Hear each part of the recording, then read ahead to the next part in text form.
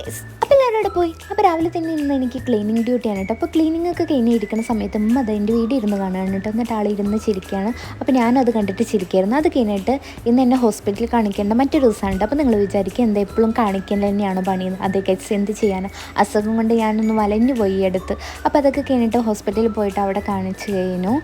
ഡോക്ടറിനെ കണ്ട് മരുന്നൊക്കെ വാങ്ങിയിട്ട് ഞങ്ങൾ ഒരു ഹോട്ടലിൽ കയറി പാർസൽ വാങ്ങാം ഫുഡ് കേട്ടോ, ഉച്ചക്കല്ലുള്ള ഫുഡ്. അപ്പോൾ അതൊക്കെ വാങ്ങിക്കഴിഞ്ഞിട്ട് ഓട്ടോയിൽ കയറി തിരിച്ച് റിട്ടേൺ വീട്ടിലെത്തി. ഇതാണ് കേട്ടോ വാങ്ങിയത്. നല്ല ബിരിയാണി ആയിരുന്നു. അപ്പോൾ അത്രേ ഉള്ളൂ ഗൈസ്. അപ്പോൾ അടുത്ത വീഡിയോയിലായിട്ട് കാണാം. Okay bye guys.